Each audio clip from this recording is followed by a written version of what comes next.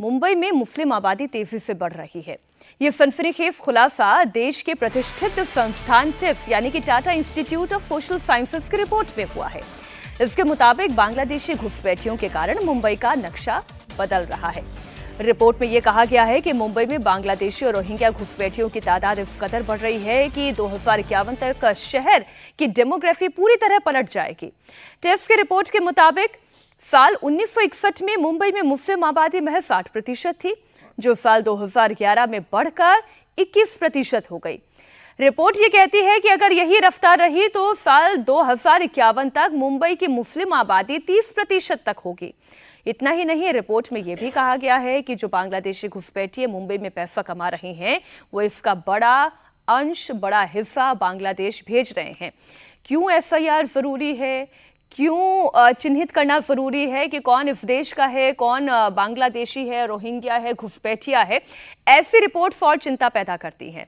लेकिन फिर हो सकता है कि कुछ अजीब से खड़े हो जाए कि ये तो मुस्लिमों को टारगेट किया जा रहा है, फिर जामिया जैसे इंस्टीट्यूट क्वेश्चन पैदा कर देंगे कि अट्रॉसिटीज अगेंस्ट माइनॉरिटीज। ये हो सकता है, बिल्कुल हो सकता है, और इस रिपोर्ट को, ये आंख खोलने वाली रिपोर्ट है।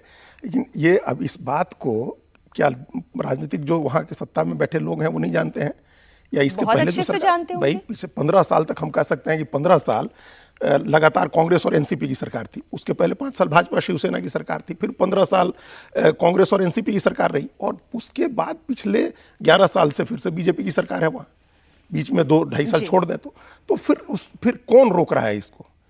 किसने रोका बीजेपी शिवसेना की सरकार को कि आप इनको आइडेंटिफाई करिए? ये तो हम ये भी नहीं कह सकते ना कि डेमोग्राफिक स्ट्रक्चर इंटरनल प्रवासन से, इमिग्रेशन से बढ़ रहा है।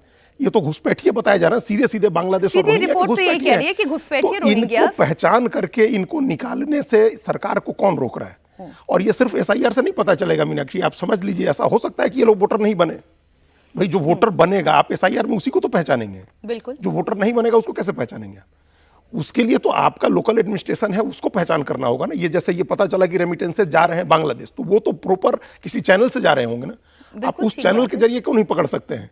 एसआईआर का इंतजार करेंगे। ये पूरा फेल्योर है प्रशासन का, और इतना सहज हो गया है, इतना आसान हो गया है मुंबई में बसना, जिसकी हम लोग कल्पना नहीं कर सकते हैं। इतने आसान, इतने सहज तरीके से, चूंकि बड़ी बस्तियां हैं, मुस्लिम बस्तियां ऑलरेडी हैं वहाँ, झुग्गियां हैं, उसमें जाकर के आराम से बसते हैं और लोकल लोग प्रोटेक्ट करते हैं, लोकल लोग प्रोटेक्ट करते हैं। बजाबता उसको वहाँ बसाने के लिए कई बार पकड़ में आए हैं कि लाता है, बसाता है, उनके आधार कार्ड बनवा रहे हैं, बार बार पकड़ में आए हैं। टाटा इंस्टीट्यूट की ये कोई पहली रिपोर्ट नहीं है, इससे पहले भी आती गई है। भाई अगर 78.1% था, मान लीजिए 2011 की रिपोर्ट, तो ये तो किसी के लिए 20% था। हाँ वही तो ये तो किसी के लिए मतलब चिंता का विषय होना चाहिए।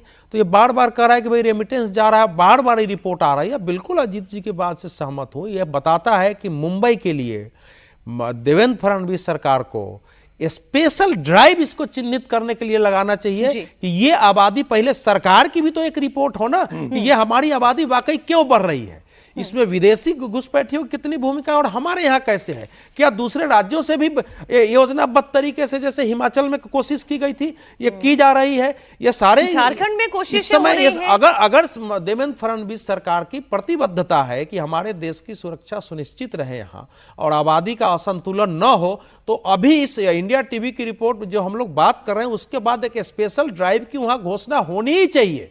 हम लोग वेट भी करेंगे। बिल्कुल ठीक बात।